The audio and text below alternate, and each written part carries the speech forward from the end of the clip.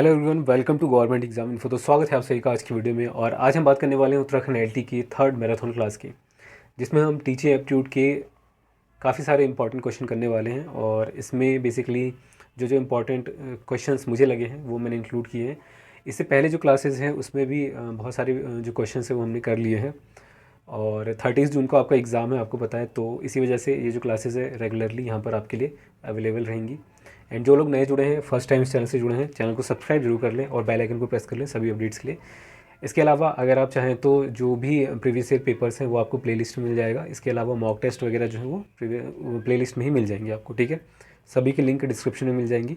तो आज ये थर्ड मैराथन क्लास है और इसमें हम काफ़ी सारे क्वेश्चन करेंगे और साथ ही साथ आपको इसके आंसर्स भी गैस करना है खुद से भी। एंड देखना है कि आपका जो लेवल है प्रिपरेशन का वो कितना है और कितनी अभी ज़रूरत है।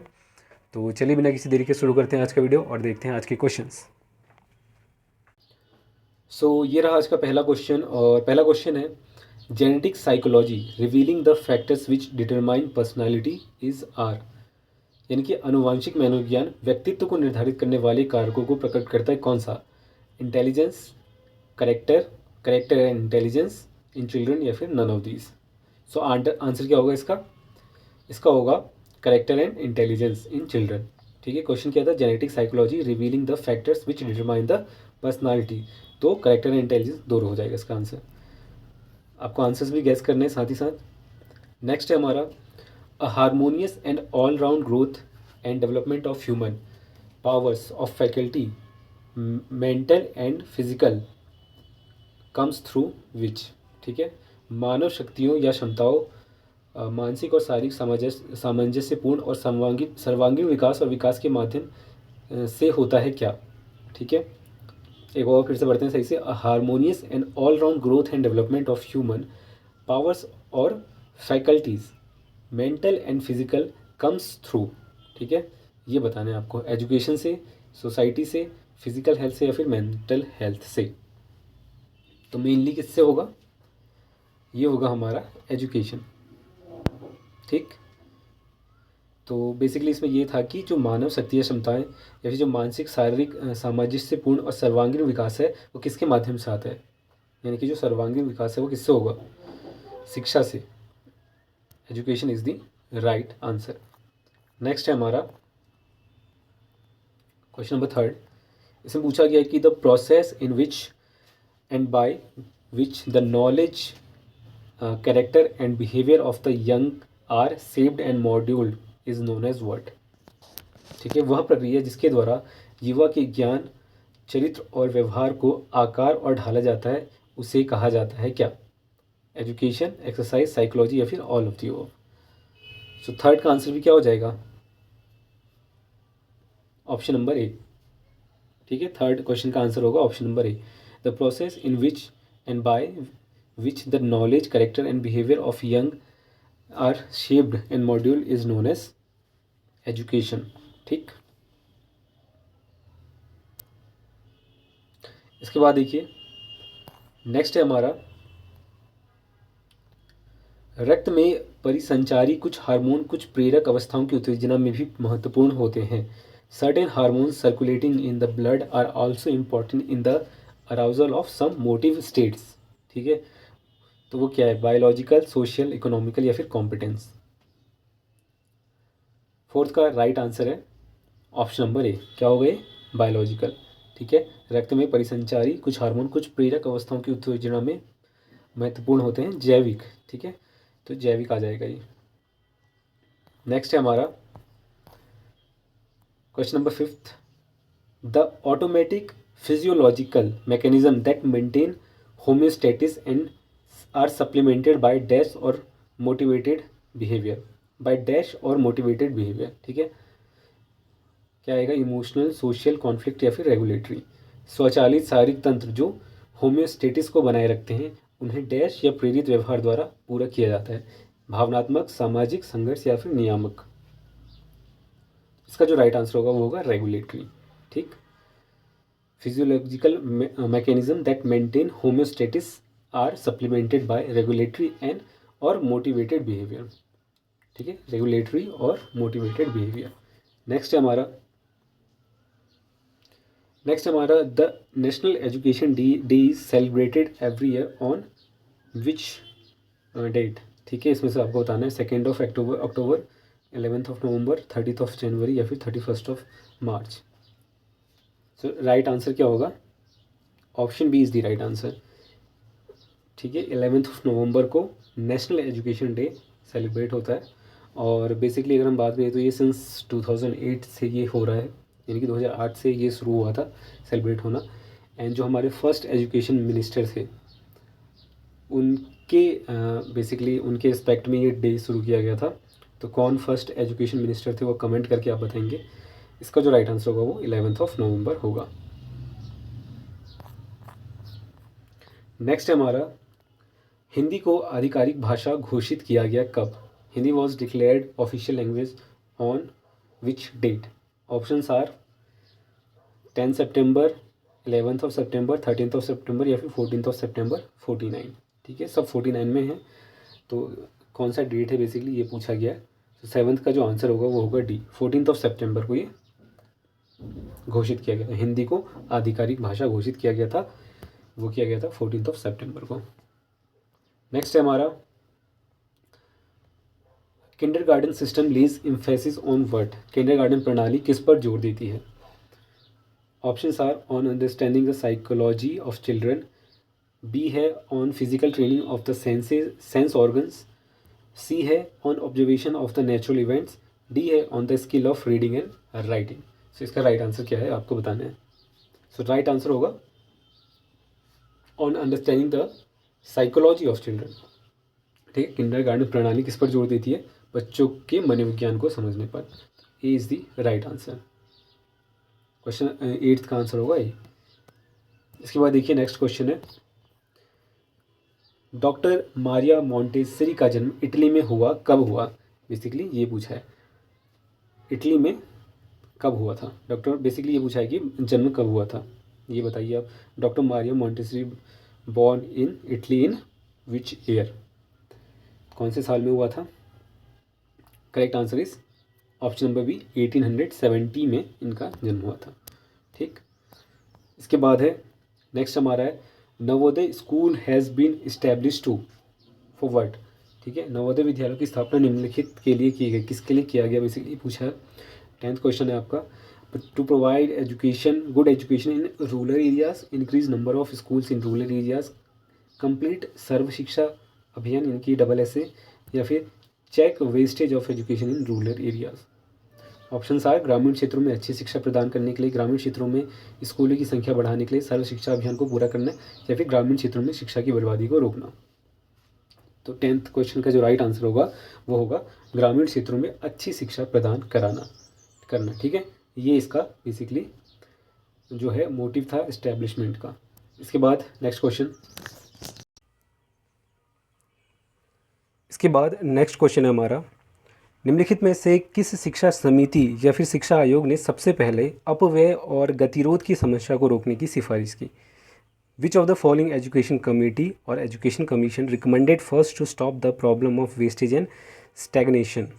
Hunter commission, wood dispatch, Hartog committee या फिर यशपाल कमेटी? सो ये हैं आपके ऑप्शंस क्वेश्चन नंबर 11 और इसका आंसर आपको करना है। ठीक है, हंटर आयोग, वुड डिस्पैच, हार्टोग समिति या फिर यशपाल समिति। किसने ये बोला था about wastage, problem of wastage and stagnation? So इसका जो राइट आंसर होगा वो होगा ऑप्शन नंबर सी। किसने करा था? हार्टोग कमेटी ने। C option is the right answer. Next है हमारा failure in a class according to Hartog is known as what? ठीक है, जो हार्टोग समिति उसके अनुसार जो कक्षा में असफलता है इसको किस नाम से जाना जाता है? वेस्टेज, स्टैग्नेशन, हर्डल या फिर none of these? Failure in class. ठीक है, अब बताओ इसका आंसर क्या होगा? फेलियर इन क्लास को क्या बोलेंगे? स्टैग्नेशन, वेस्टेज, हर्डल या फिर इनमें से कोई नहीं? ये है ऑप्शन, अपव्यय, गतिरोध, बाधा या फिर कोई नहीं। तो अगर कोई फेल होता है क्लास में, जो फेलियर इन क्लास है, अगर बात करें हार्टोग की तो इनके अकॉर्डिंग ये होता है स्टैग्नेशन। ठीक है, स्टैग्नेशन। ठीक, इसको याद रखना, failure in class according to Hartog is known as stagnation. Question number 12 का आंसर है स्टैग्नेशन। नेक्स्ट है हमारा the main purpose of new education policy is what? The main purpose of new education policy is what? ठीक है, ये आपको बताना है।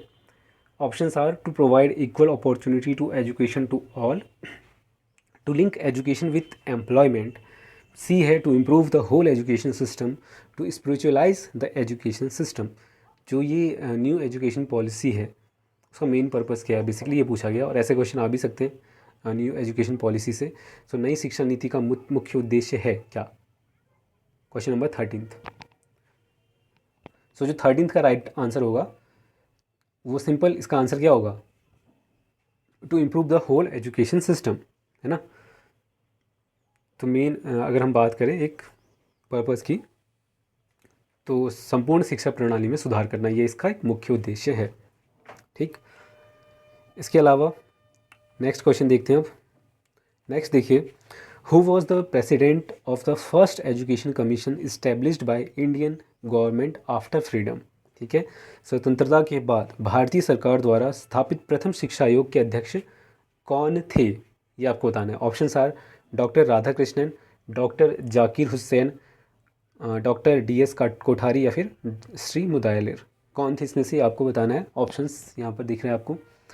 Who was the president of first education commission? ठीक है, आफ्टर इंडिपेंडेंस या फिर आफ्टर फ्रीडम की बात की गई है। क्वेश्चन नंबर 14, इसका जो राइट आंसर होगा वो होगा doctor Radhakrishnan. So doctor Radhakrishnan was the president of the first education commission established by the Indian government after freedom. इसके बाद देखिए क्वेश्चन नंबर 15। क्वेश्चन नंबर 15 में पूछा गया है कि in which part of Indian constitution every citizen of India is permitted to give education according to his religion? ठीक है, भारतीय संविधान के किस भाग में भारत की प्रत्येक नागरिक को अपने धर्म के अनुसार शिक्षा देने की अनुमति है? ऑप्शंस आर डायरेक्टिव प्रिंसिपल में, कॉन्करेंट लिस्ट में, डेमोक्रेटिक राइट्स में या फिर फंडामेंटल राइट्स में। ठीक है, 15th क्वेश्चन का राइट आंसर क्या होगा? तो एजुकेशन की बात की गई है अकॉर्डिंग टू देयर रिलीजन, सो ये किस में बोला गया है? Option number D, fundamental rights. Correct, so D is the right answer. इसके बाद देखो क्वेश्चन नंबर 16। क्वेश्चन नंबर 16 में पूछा गया है कि the aim to set up Radhakrishnan commission in 1948 to 49 was what? ठीक है, 1948-49 में राधा कृष्णन आयोग की स्थापना का उद्देश्य था, क्या था बेसिकली, ये आपको बताना है। ऑप्शंस है survey of primary education, survey of university education, growth of secondary education या फिर ग्रोथ ऑफ नेशन। ठीक है, यहाँ पे एजुकेशन भी होगा, ग्रोथ ऑफ सेकेंडरी एजुकेशन या फिर ग्रोथ ऑफ नेशन। सो इसका जो राइट आंसर होगा वो क्या होगा? 16th question. देखिए 16th क्वेश्चन का जो राइट आंसर होगा, ये जो राधा कृष्ण कमीशन था इसका जो एम कहते हैं बेसिकली, अगर माने बोले तो जो उद्देश्य की, अगर हम स्थापना का उद्देश्य क्या था अगर बात करें तो ये था विश्वविद्यालय शिक्षा का सर्वेक्षण, यानी कि survey of university education. Correct, so B is the right answer. इसके बाद देखो नेक्स्ट है हमारी शिक्षा संरचना की सबसे कमजोर कड़ी हमारी माध्यमिक शिक्षा है और इसमें तत्काल सुधार की आवश्यकता है। किसने कहा? बेसिकली किस कमीशन ने कहा? The weakest chain of our education structure is our secondary education and it requires urgent improvement. Who said? Options are Mudaliar commission, Kothari commission, Radhakrishnan commission या फिर हंटर कमीशन। सो इसका जो राइट आंसर आपको बताना है 17th क्वेश्चन की अगर हम बात करें तो इसका जो राइट आंसर होगा वो होगा राधाकृष्णन कमीशन। ठीक है, the weakest chain of our education structure is our secondary education and it requires urgent improvement. Who said? Radhakrishnan commission. Option number C is the right answer. Next है हमारा question number 18th। Recommendation by Radhakrishnan university commission for women education was what? Options are admission to women also in men universities, पहला equal pay to women teachers, सी है both या फिर none of these। 18th question. तो अगर हम बात करें doctor Radhakrishnan university commission for women education की, सो यानी कि डॉक्टर राधाकृष्णन विश्वविद्यालय महिला शिक्षा आयोग की संस्तुति की अगर हम बात करें तो ये क्या था, बोथ, मतलब कि इसमें admission to women also in men university, यानी कि जो पुरुषों के लिए विश्वविद्यालय उसमें महिलाओं का प्रवेश यानी कि एडमिशन्स, दूसरा महिला शिक्षकों का समान वेतन होना चाहिए, ये बात कही थी। So B C is the right answer. Next देखो, mothers are the ideal teachers and the informal education given by home is most effective and natural. This statement belongs to whom? Gandhi ji, Pestalozzi, Montessori या फिर Froebel. ठीक है, mother are the ideal teachers and the informal education given by home is most effective and natural. माताएं आदर्श शिक्षक होती हैं और घर द्वारा दी जाने वाली अनौपचारिक शिक्षा सबसे प्रभावी और स्वाभाविक होती है। ये किसने कहा था? सो इसका जो राइट आंसर होगा वो क्या होगा? वो होगा ऑप्शन नंबर डी। किसने कहा था? फ्रोवेल ने। ठीक, तो D option is the right answer, फ्रोवेल। Next है हमारा, निम्नलिखित में से कौन सा फ्रेडरिक फ्रोवेल के दर्शन का सिद्धांत नहीं है? Which one of the following is not the principle of philosophy of Friedrich Froebel? Options are the principle of development, the principle of self activity, the principle of supernaturalism, the principle of unity।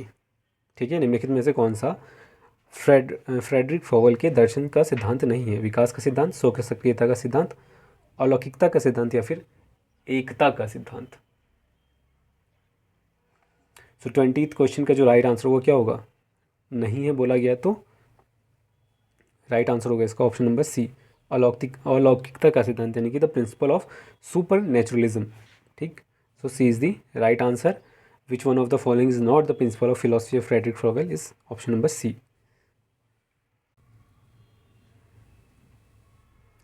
Next देखो, next है हमारा question number 21। Rabindranath Tagore का शिक्षा के बारे में क्या विचार है?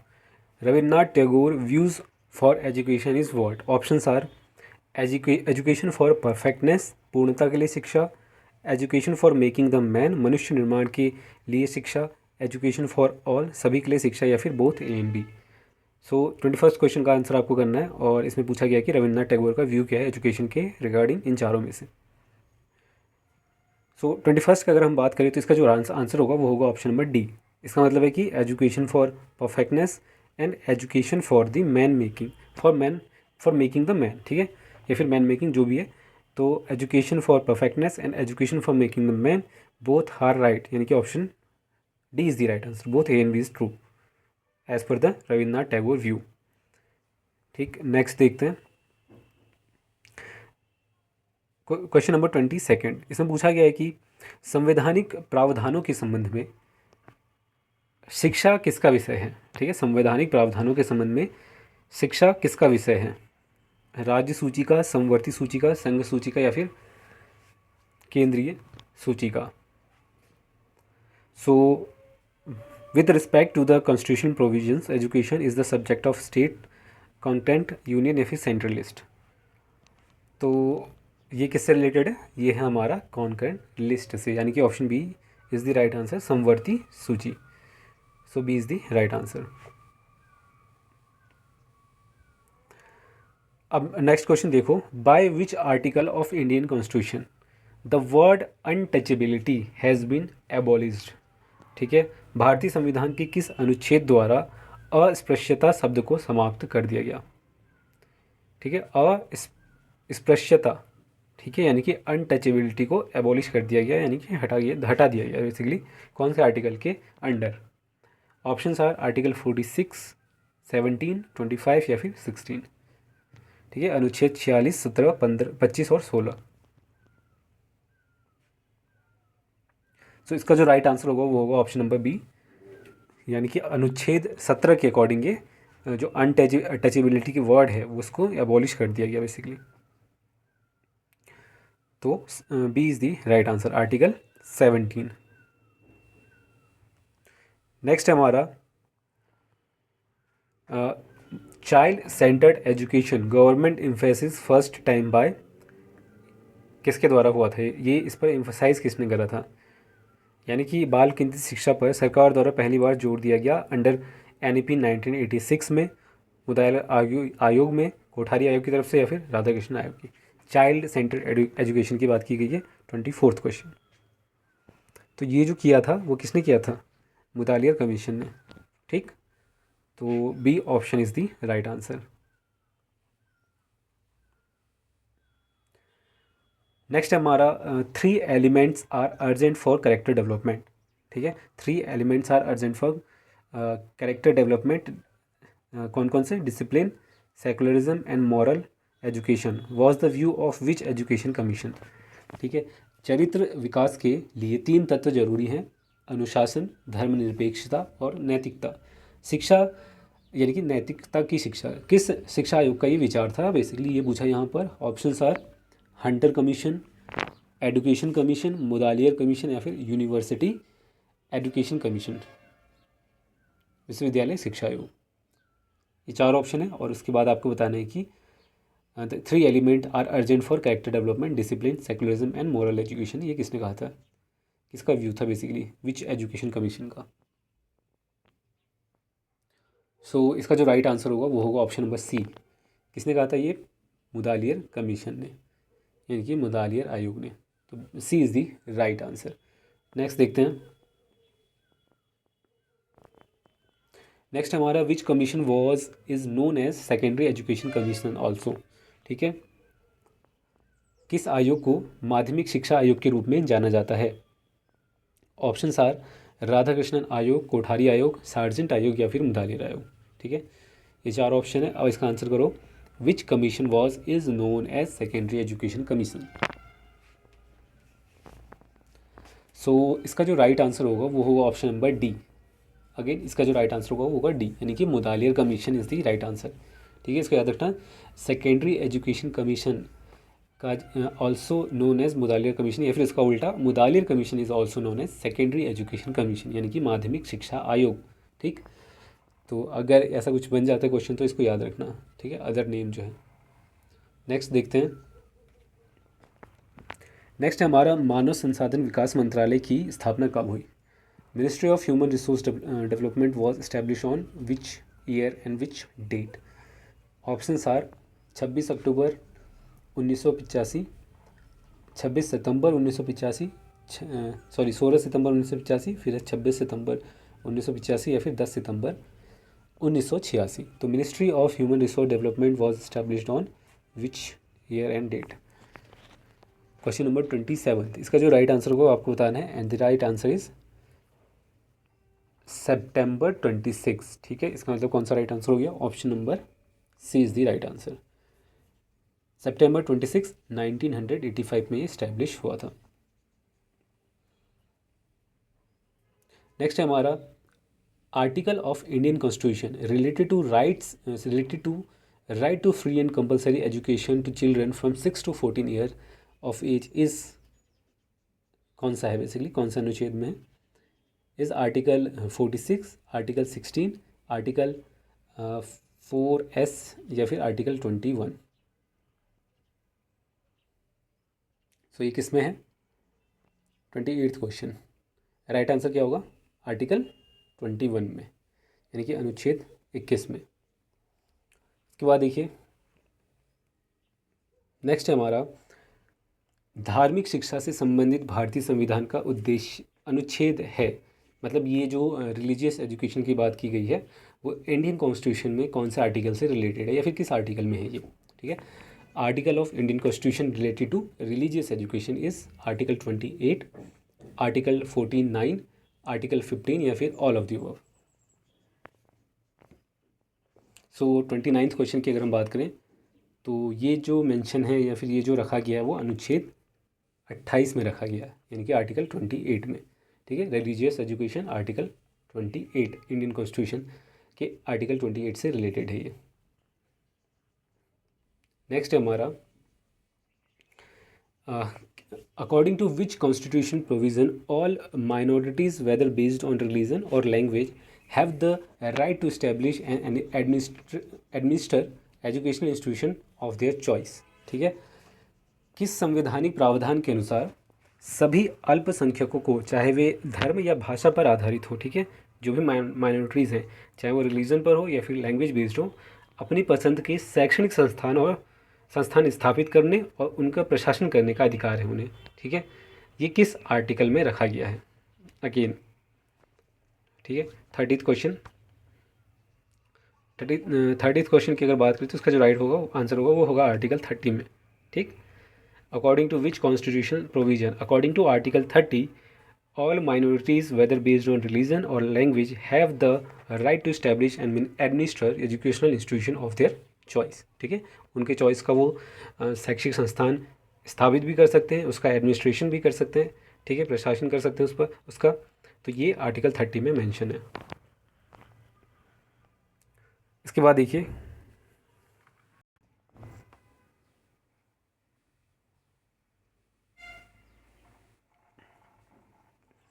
नेक्स्ट हमारा educational rights of minorities are protected in Indian constitution under the article which article, article 28, 29, 30 या फिर 31।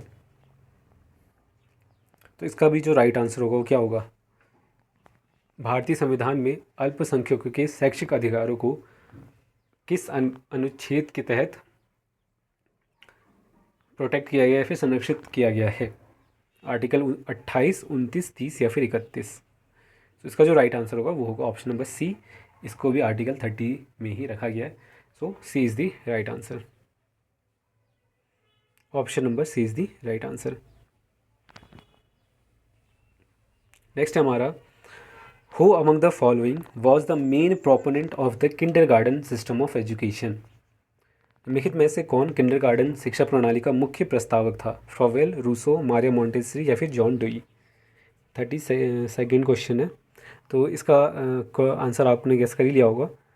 राइट आंसर क्या है, फ्रॉवेल ने, ठीक है। So Froebel was the main proponent of the kindergarten system of education.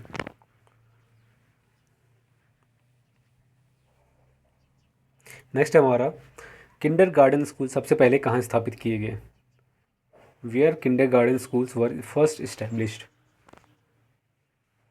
Options are UAE, ठीक है, UAE, UK, Germany या फिर डेनमार्क। यूएई, यूके, जर्मनी या फिर डेनमार्क, किंडरगार्टन स्कूल सबसे पहले कहाँ स्थापित किए, इन चारों में से आपको बताना है। Question number 33। तो ये कहाँ किया गया था, जर्मनी में किया गया था, ठीक। C option is the right answer. Next हमारा NEP 1986 में किस संरचना को स्वीकार किया गया था, ठीक है। Which structure was accepted of NEP 1986, ठीक है, उसके अकॉर्डिंग बताना है। और जो न्यू एजुकेशन पॉलिसी है उस पर भी क्वेश्चन बन सकता है कि जो आपका स्ट्रक्चर है वो क्या है एजुकेशन का, ठीक है, किस संरचना पे होगा बेसिकली। तो अगर 1986 की बात करें तो उसका जो राइट आंसर होगा वो क्या होगा, ऑप्शन नंबर सी, 10+2+3।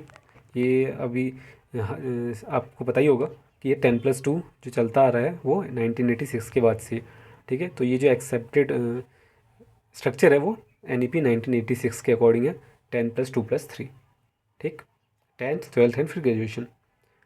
तो ये पैटर्न 1986 के अकॉर्डिंग है। न्यू जो एजुकेशन पॉलिसी अगर हम उसकी बात करें सो वो क्या चीज़ है और बेसिकली उसमें क्या स्ट्रक्चर है वो कमेंट करके आप बताओ, ठीक है। वो जो स्ट्रक्चर है उसका इस बार का, उसमें क्या चेंजेस हैं, किस तरह का है, ठीक।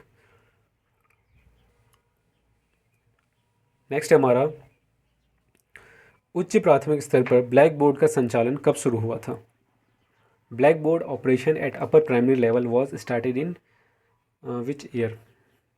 35th क्वेश्चन, ऑप्शंस आर 1986, 87, 92 या फिर 1995 में। 1986, 1987, 1992 या फिर 1995। तो ये कब हुआ था, 1995 में, okay. So 1995 is the right answer. Blackboard operation at upper primary level was started in 1995।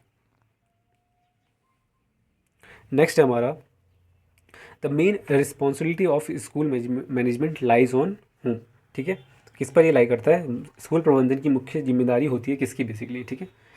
Principal की होती है, शिक्षक की होती है, प्रबंधक की होती है, या फिर ये सभी के, ठीक, ऑल ऑफ दोज। तो 36 की बात करें तो प्रिंसिपल की होती है, ठीक है। Main responsibility of school management as liability या फिर responsibility of principal, main responsibility, ठीक है, वो किसकी होती है, प्रिंसिपल की ही होती है।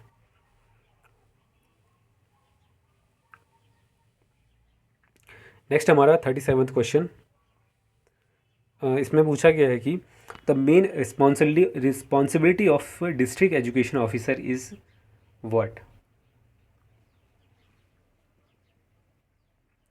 Options are to find out the defects in the working of the school, to transfer teachers, to make complaint of latecomer teachers, to give educational guidance to school. School के कामकाज में दोषों का पता लगाना जिला शिक्षा अधिकारी का मुख्य जिम्मेदारी क्या है, बेसिकली ये पूछा गया है। स्कूल के कामकाज में दोषों का पता लगाना, शिक्षकों का स्थानांतरण करना, देरी से आने वाले शिक्षकों का शिकायत करना, या फिर स्कूलों को शैक्षिक मार्गदर्शन देना। 37वां क्वेश्चन, तो अगर हम इसकी बात करें तो जो मेन रिस्पॉन्सिबिलिटी है डिस्ट्रिक्ट एजुकेशन ऑफिसर की वो होगा to give educational guidance to school, ठीक है। Option D is the right answer.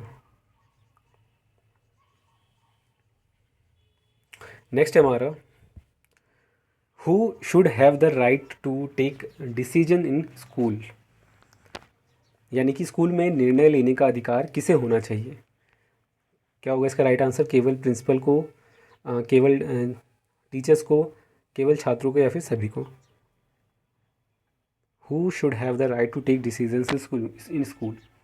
तो स्कूल की बात करें तो ऑब्वियसली जो डिसीजंस लेता है वो कौन लेता है, main decision only the principal, ठीक है।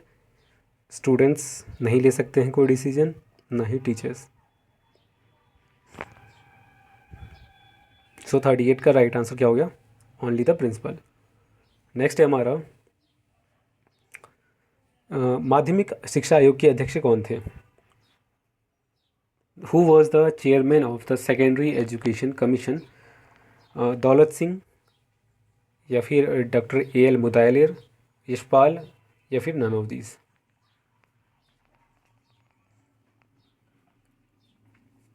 इसका जो राइट आंसर होगा वो होगा डॉक्टर ए एल मुदालियर, ठीक है। The who was the chairman of secondary education commission, doctor A L Mudaliar.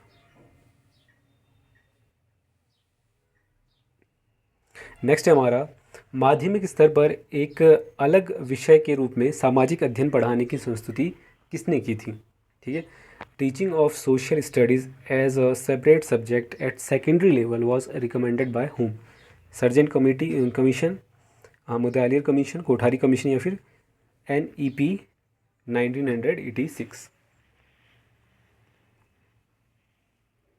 सो 40 का जो राइट आंसर होगा वो होगा मुदालियर कमीशन, ठीक है। तो मुदालियर कमीशन ने ही बोला था कि जो मुदालियर आयोग है उन्होंने बोला था कि जो माध्यमिक स्तर है उस पर जो सामाजिक अध्ययन है उसको एक अलग विषय के रूप में पढ़ाना चाहिए, ठीक है। तो इसका जो रिकमेंडेशन था ये रिकमेंडेड बाय मुदालियर आयोग या फिर Mudaliar commission, correct.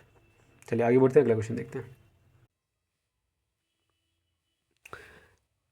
Next question देखो, इसमें पूछा गया है कि यदि समाज के लोगों में उच्च उपलब्धि प्रेरणा है तो आर्थिक विकास बढ़ता है और समाज आधुनिक बनता है। यह पुस्तक में दिया गया है, कौन सी पुस्तक में दिया गया है पूछा गया है, ठीक है। If the people of the society has high achievement motivation, the economic growth increases and the society gets modernized, it is given in the which book. Options are the achieving society, achievement of the society, achievement, and D है its development. The achieving society, achievement of the society, society and achievement, society and its. इसमें ये बोला गया है कि if the people of the society has high achievement motivation, the economic growth increases and the society gets modernized. So अगर इसकी बात करें तो इसका जो राइट आंसर होगा वो क्या होगा, option number A, the achieving. ये इसका राइट आंसर होगा इस बुक में, यह पुस्तक में दिया गया अचीविंग सोसाइटी पुस्तक में, ठीक। तो option A is the right answer. Next देखिए इंपॉर्टेंट क्वेश्चन है, the 3 language formula was recommended by whom. जो त्रिभाषा सूत्र की संस्तुति किसने की थी? ऑप्शन आर इस्पाल कमेटी, मुतालिया कमीशन, NEP 1986 या फिर कोठारी कमीशन। तो 3 language formula was recommended by whom. 42nd question का बात करें तो ये कोठारी कमीशन ने दिया था। ठीक है, 3 language formula. So D is the right answer. Next देखो, नेक्स्ट है हमारा, कोठारी आयोग ने बेसिक शिक्षा में हस्तशिल्प के स्थान पर किस विषय को केंद्र बिंदु के रूप में अनुशंसित किया था? ठीक है, which subject was recommended as the centre point in place of handicraft by Kothari commission in basic education? Factories, cottage industries, work experience या फिर नन ऑफ दीज। सो इसकी बात अगर हम करें तो कोठारी आयोग ने बेसिक शिक्षा में हस्तशिल्प के स्थान पर कार्य अनुभव की बात की थी। ठीक है, तो कार्य अनुभव को केंद्र बिंदु के रूप में अनुशंसित किया था किसने? कोठारी आयोग ने। इसका मतलब कि C option is the right answer, यानी कि वर्क एक्सपीरियंस। ठीक है, नेक्स्ट देखते हैं। नेक्स्ट है हमारा, education is introduced in concurrent list in which year and which amendment. ठीक, शिक्षा को समवर्ती सूची में कब शामिल किया गया और कौन से संशोधन में? 44th क्वेश्चन है, तो इसका जो राइट आंसर क्या होगा? राइट आंसर है 1976, यानी कि option number C is the right answer. 1976 में किया गया था और जो अमेंडमेंट हुआ था वो 42nd अमेंडमेंट था। तो सी इज द राइट आंसर।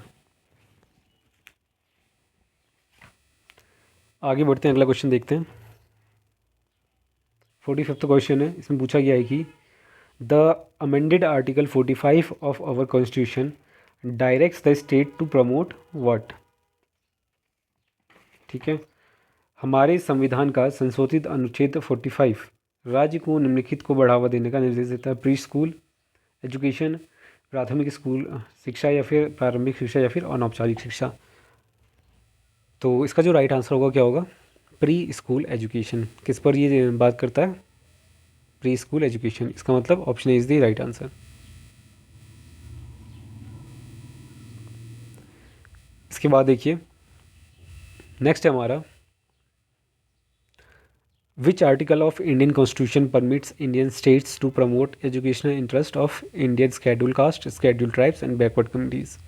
भारतीय संविधान का कौन सा अनुच्छेद भारतीय राज्यों को भारतीय अनुसूचित जातियों, अनुसूचित जनजातियों और पिछड़े समुदायों के शैक्षिक हितों को बढ़ावा देने की अनुमति देता है? आर्टिकल 46, 16, आर्टिकल 45 या फिर आर्टिकल 21? 46 क्वेश्चन।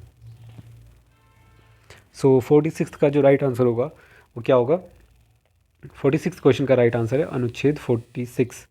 ठीक है, यानी कि आर्टिकल 46 में ये बात कही गई है। करेक्ट। इसके बाद नेक्स्ट देखिए question.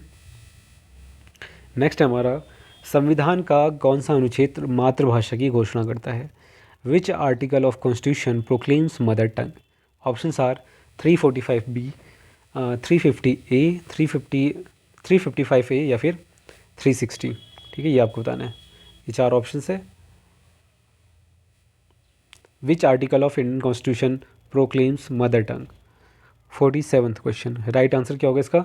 Option number B, 350A में ये चीज़ मेंशन्ड है। ठीक है, proclaims mother tongue in article 350A में। नेक्स्ट देखते हैं, नेक्स्ट क्वेश्चन क्या पूछा है।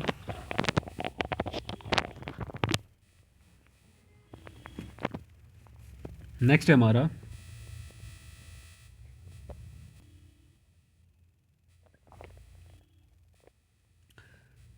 इसमें पूछा गया है कि प्रोजेक्ट विधि का सबसे बड़ा नुकसान क्या है? ठीक है, which is the great disadvantage of the project method? और इसका आंसर करो। ऑप्शंस आर, यह बच्चे का बहुत समय ले लेती है, यह बच्चे के ज्ञान में अंतराल छोड़ देती है, बच्चे आमतौर पर इसमें रुचि नहीं लेते, शिक्षक आमतौर पर इसके माध्यम को से पढ़ाना पसंद नहीं करते। ठीक, सबसे बड़ा डिसएडवांटेज क्या होगा, इन चारों में से आपको बताना है। 48th question. सो बेसिकली इसका जो राइट आंसर होगा, it leaves gap in the knowledge of the child. ठीक है, it leaves gaps in the knowledge of the child is a great disadvantage of the project method. So B option is the right answer. इसके बाद देखिए, इसके बाद है learning by project method is technically known as what, incidental learning, efficient learning, systematic learning या फिर adequate learning. आकस्मिक सीखना, कुशल सीखना, व्यवस्थित सीखना या फिर पर्याप्त सीखना। सो 49th क्वेश्चन का राइट आंसर क्या होगा? 49th क्वेश्चन का राइट आंसर होगा ऑप्शन नंबर ए, यानी कि इंसिडेंटल लर्निंग, आकस्मिक सीखना। प्रोजेक्ट विधि का सीखने का तकनीकी रूप से कहा जाता है आकस्मिक सीखना या फिर इंसिडेंटल लर्निंग। ठीक है, इसके बाद देखते हैं क्वेश्चन नंबर 50। क्वेश्चन नंबर 50 की बात करें तो इसमें पूछा गया है कि एजुकेशन अकॉर्डिंग टू प्रैग्मैटिस्ट की अगर हम बात करें, यानी कि जो व्यवहारिक लोग हैं, व्यवहारवादी जो हैं, प्रैग्मेटिस्ट जो हैं, उनके अकॉर्डिंग अगर हम बात करें तो क्या है एजुकेशन, ये है हमारा क्वेश्चन। और ऑप्शंस है पूरी तरह से छात्र उन्मुख है एजुकेशन, यानी कि होली, यानी कि पूरी तरह से Holi people oriented, Holi society oriented, यानी कि पूरी तरह से समाज उन्मुख है, फोली परपोजिव यानी कि उद्देश्यपूर्ण है, या फिर पूरी तरह से इंटर डिसिप्लिनरी यानी कि पूरी तरह से अंतः विषय है। एजुकेशन क्या है बेसिकली अकॉर्डिंग टू प्रैग्मेटिस्ट्स।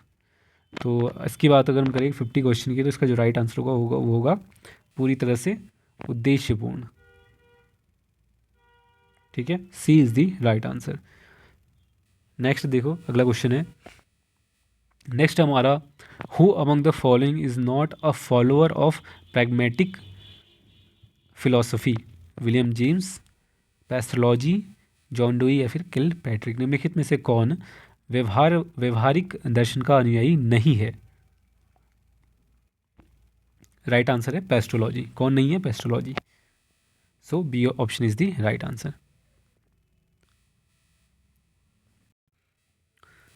इसके बाद देखते हैं नेक्स्ट क्वेश्चन। नेक्स्ट हमारा, what is not associated with pragmatism, purposive education, experience based education, freedom based education या फिर एजुकेशन फॉर सेल्फ रियलाइजेशन। तो पर्पोजिव एजुकेशन की अगर हम बात करें, उद्देश्यपूर्ण शिक्षा, तो ये तो अभी हमने देखा। ठीक है, एक्सपीरियंस बेस्ड एजुकेशन भी रिलेटेड है प्रैग्मेटिज्म से, नॉट पूछा है ना, तो फ्रीडम बेस्ड भी है। एजुकेशन फॉर सेल्फ रियलाइजेशन इसका आंसर नहीं होगा, मतलब इसका आंसर होगा यानी कि not related to, not associated with pragmatism. आत्म साक्षात्कार के लिए शिक्षा, ये बेसिकली एसोसिएटेड नहीं है प्रैग्मेटिज्म से। So D option is the right answer. चलो नेक्स्ट क्वेश्चन देखते हैं अब। नेक्स्ट है हमारा 53 question, who emphasized realization of truth, beauty and goodness as the aim of education. सत्य, सौंदर्य और अच्छाई की प्राप्ति को शिक्षा का मुख्य उद्देश्य के रूप में किसने महत्व दिया? सत्य, सौंदर्य और अच्छाई। ठीक, आदर्शवादियों ने यानी कि आइडियलिस्ट ने, प्रैग्मेटिस्ट ने यानी कि प्रयोजनवादियों ने, रियलिस्ट ने यथार्थवादियों ने, या फिर प्रकृतिवादी यानी कि नेचुरलिस्ट ने। तो किसने बोला था truth, beauty and goodness as the aim of education? 53rd question. So इसका जो राइट आंसर होगा वो होगा आदर्शवादी। ठीक, so idealist is the right answer.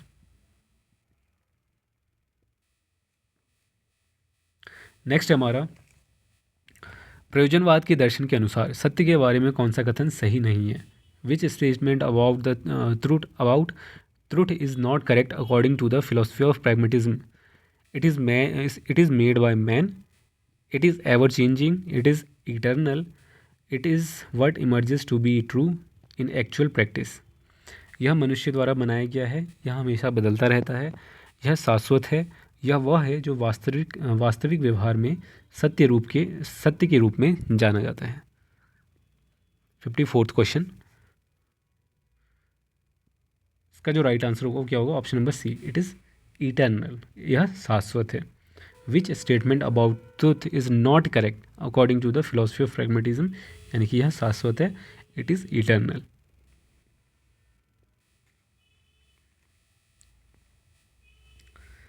Next देखिए question number 55, in whose methodology of teaching experimentation is the key note of, ठीक है, आइडियलिज्म में है, एक्सटेंशियलिज्म में है, या फिर रियलिज्म में है, या फिर प्रैग्मेटिज्म में है। आदर्शवाद, अस्तित्ववाद, यथार्थवाद या फिर प्रयोजनवाद, किस शिक्षण पद्धति में प्रयोग मुख्य बिंदु है, बेसिकली ये पूछा गया। 55th क्वेश्चन, तो ये किस में है? जिसमें experimentation is the main key note या फिर is the main thing, in which methodology of teaching experiment is the key note. So इसका जो राइट आंसर होगा वो होगा प्रैग्मेटिज्म, यानी कि प्रयोजनवाद में।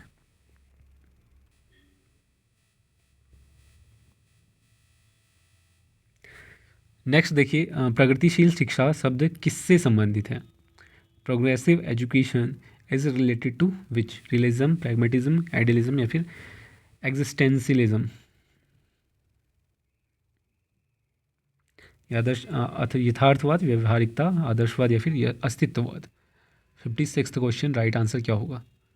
प्रोग्रेसिव एजुकेशन, ये होगा प्रैग्मेटिज्म से रिलेटेड, ठीक है। The term progressive education related to pragmatism. Next देखो, इसमें पूछा गया है कि who said no fixed aims of education and no values in advance? किसने कहा शिक्षा का कोई निश्चित लक्ष्य नहीं है और कोई मूल्य पहले से नहीं है, ठीक है। No fixed aims of education and no values in advance. Options are progressive educators, idealist, realist या फिर मार्क्सिस्ट, यानी कि मार्क्सवादी, यथार्थवादी, आदर्शवादी या फिर प्रगतिशील शिक्षक।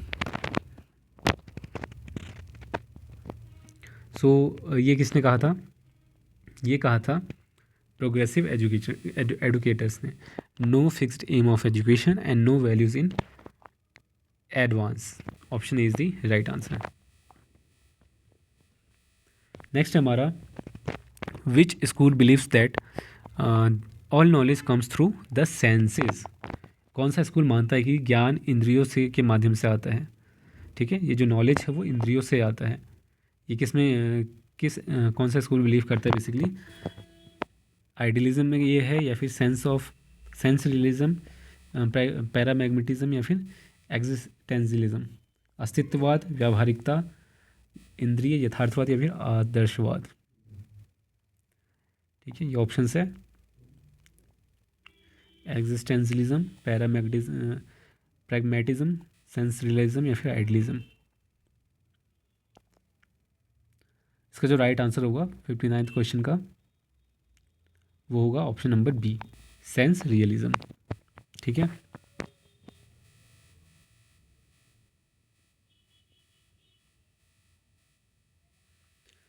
नेक्स्ट है हमारा, which school raised the slogan? Which school raised the slogan things as they are and as they are like to be encountered in life rather than words? Options are pragmatist, realists, idealists या फिर existentialist. किस school ने नारा दिया कि चीज़ें जैसी हैं और जैसी हैं जीवन में उनका सामना शब्दों से नहीं होता? इसका जो राइट आंसर होगा वो होगा ऑप्शन नंबर बी, रियलिस्ट्स।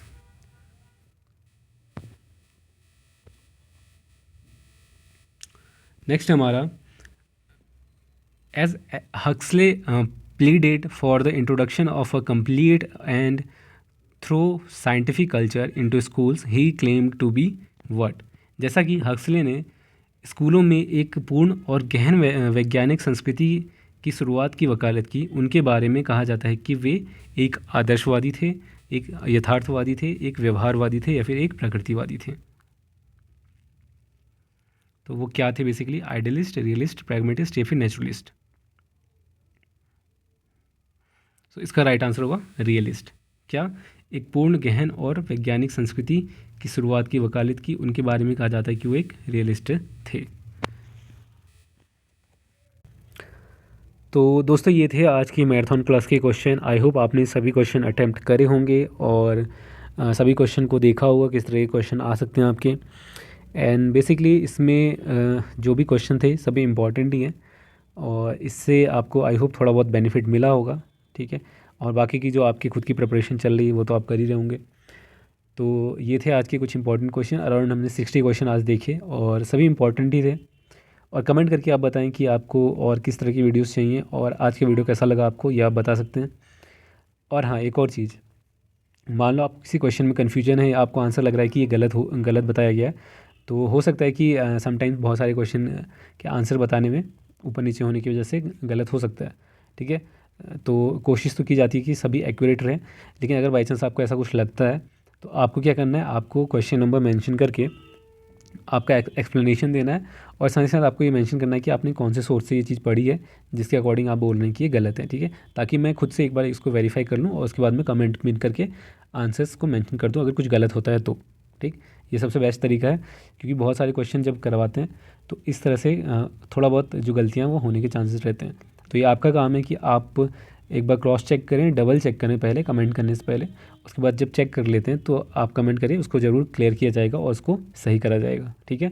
तो एक तो ये था। इसके अलावा आपके जो भी सजेशंस होते हैं वो कमेंट करके आप ज़रूर बताया करें। आपको किस तरह की वीडियोस चाहिए आने वाले टाइम पे। 30 जून को आपका एग्ज़ाम है, ये आप सबको पता है। तो बहुत ज़्यादा टाइम नहीं बचा हुआ है, इस वजह से जो क्लासेज़ हैं वो रेगुलरली आ रही हैं। आपको इनको डेली बेसिस पर फॉलो करना है और प्लस आपकी जो खुद के लेवल की प्रिपरेशन है वो तो मोस्ट इंपॉर्टेंट चीज़ है, ठीक है। किसी भी एस्पिरेंट के लिए सबसे इंपॉर्टेंट वही है कि जो आप खुद के लेवल पे बुक्स वगैरह से पढ़ते हैं सबसे इंपॉर्टेंट है, चाहे वो आपका मेन सब्जेक्ट का हो या फिर ये जो आपके part 1 teaching aptitude GK and reasoning का हो। ये जो क्लासेस हैं तो बेसिकली बस आपकी एक प्रैक्टिस के लिए हैं कि किस तरह के क्वेश्चन आते हैं और कैसे अटेम्प्ट आपको करना है, ठीक। तो ये था आज के कुछ क्वेश्चंस। आपके जो भी डाउट्स होते हैं, जो भी कमेंट्स होते हैं, नीचे कमेंट कर दिया करें आप। और हाँ, डाउट जेन्युइन है तो आप कमेंट करें, ऐसा नहीं है कि बेमतलब की कमेंट, वरना उसको रिमूव करना पड़ेगा। और कमेंट करने से पहले अपना सोर्स ज़रूर बताएं क्योंकि हम लोगों को भी एक बार चेक करना पड़ता है चीज़ों को, बहुत सारे क्वेश्चंस रहते हैं, तो इसलिए मैं ये बोल रहा हूँ। तो आई होप आप समझ रहे होंगे। तो जो लोग नए जुड़े थे प्लीज़ चैनल को सब्सक्राइब कर लेना, ठीक है। और इस चैनल पर बेसिकली आपको एग्ज़ाम से रिलेटेड वीडियोस और जो अपडेट्स हैं वो प्रोवाइड होती हैं सारे एग्ज़ाम से रिलेटेड उत्तराखंड के। तो उन चीज़ों की अपडेट्स के लिए आप इसको सब्सक्राइब करके रखें और आने वाले टाइम में जो भी अपडेट्स होंगे, जो भी प्रिपरेशन वीडियोस होंगी उत्तराखंड एलटी और अदर एग्ज़ाम्स की, वो आते रहेंगे यहाँ पर। तो मेनली अभी उत्तराखंड एलटी पर फोकस किया जा रहा है क्योंकि उनका एग्ज़ाम अभी आने वाला है 30 जून को। तो जो लोग भी एलटी के एस्पिरेंट्स हैं प्रिपेयर करते रहिए अपने एग्ज़ाम के लिए। एंड अराउंड आपके पास 2 मंथ मान सकते हैं, लगभग उससे कम ही है। तो इतना मान के चले कि बहुत ज़्यादा टाइम नहीं है और ये ना सोचे कि एग्ज़ाम आपका कैंसिल हो जाएगा, ठीक है। एग्ज़ाम कैंसिल नहीं होगा। हाँ, बहुत बार ऐसा हुआ है कि एग्ज़ाम पोस्टपोन हुए हैं या अदर रीजंस की वजह से कैंसिल भी हुए हैं, ठीक है। बहुत सारे रीज़न की वजह से डिले होता रहता है बेसिकली इन चीज़ों में। तो इस बार ऐसा ना हो, पहली चीज़ एक तो ये होप करते हैं और देखते हैं कि अगर ऐसा ना हो तो सबसे बेस्ट है और नहीं होना चाहिए और मेरे हिसाब से नहीं भी होगा। तो यही सोचिए चले कि 30 जून को आपका एग्ज़ाम हो जाएगा, करेक्ट। सो आज के लिए इतना ही और वीडियो को लाइक कर दें, चैनल को सब्सक्राइब नहीं है तो कर लें और बेल आइकन को प्रेस कर दें सभी अपडेट्स के लिए। तो आज के लिए इतना ही, तब तक के लिए मिलते हैं आपसे अगली वीडियो में। धन्यवाद।